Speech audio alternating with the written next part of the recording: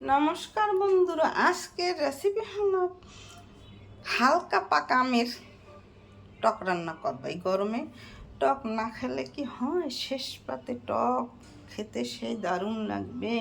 দেখুন কিভাবে আমি রান্না করি, সামান্য উপকরণেই রান্না তৈরি হয়ে যাবে। এখানে আমটা কেটে ধুই পরিষ্কার করে নিয়েছি। লাগবে হলুদ, লবণ, জল, চিনি আর একটু তেল। এখানে করে দিয়ে এই যে চুলা ধরিয়ে দিলাম।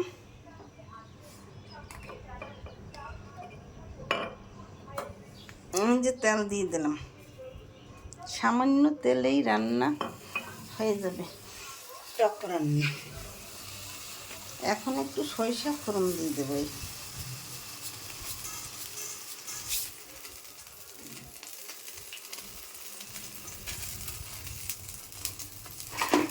টক রান্নায় সরিষা ফোড়ন না দিলে তাতে স্বাদ ভালো হয় না।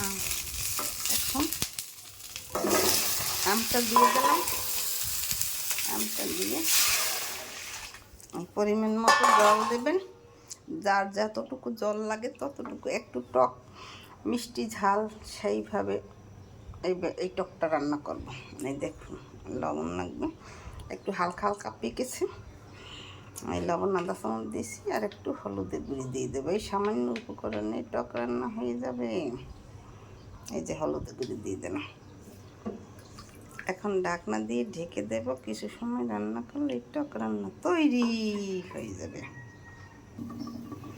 ঢাকনা তুলে দিলাম। আমটা সেদ্ধ হয়ে গেছে। এখন চিনি দিয়ে দিলাম পরিমাণ মতো। একটু পাকা আমের এরকম টক রান্না করে খেলে সামান্য উপকরণে রান্না তৈরি হয়ে যায়। দেখুন, দেখতে কত সুন্দর হয়েছে। আমার টক রান্না প্রায় তৈরি হয়ে গেছে। সুন্দর সুন্দর ভিডিও পেতে আমার চ্যানেলটিকে লাইক, কমেন্ট, শেয়ার দিয়ে পাশে থাকবেন। আপনারা এরকম রান্না করে খেয়ে দেখবেন, খেতে খুব সুস্বাদু লাগবে। আমার রান্না প্রায় তৈরি, আর একটু সময় লাগবে। এমন আমি ঘর বেঁধেছি, আহারে যার ঠিকানা নাই, স্বপ্নের সিঁড়ি দিয়ে যেখানে পৌঁছে আমি যাই।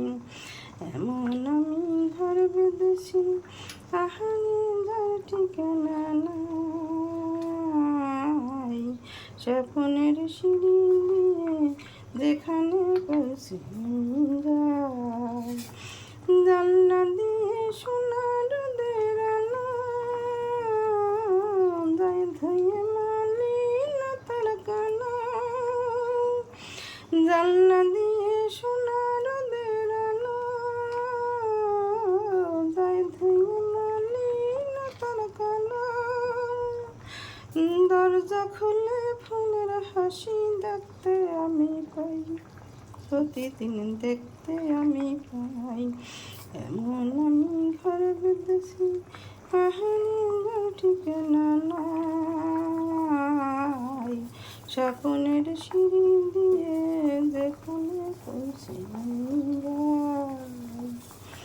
আমার টক রান্না করতে করতে আপনাদের সাথে একটু গান শেয়ার করে নিলাম। দেখুন, আমার টক রান্না তৈরি হয়ে গেছে। এইভাবে রান্না করে খাবার শেষে শেষ পাতে যদি টক না হয় তাতে কি হয়, এইভাবে টক রান্না করে খেয়ে দেখবেন, খেতে খুব সুস্বাদু লাগবে।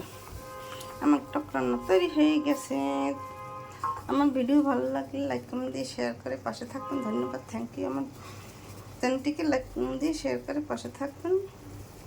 Thank you.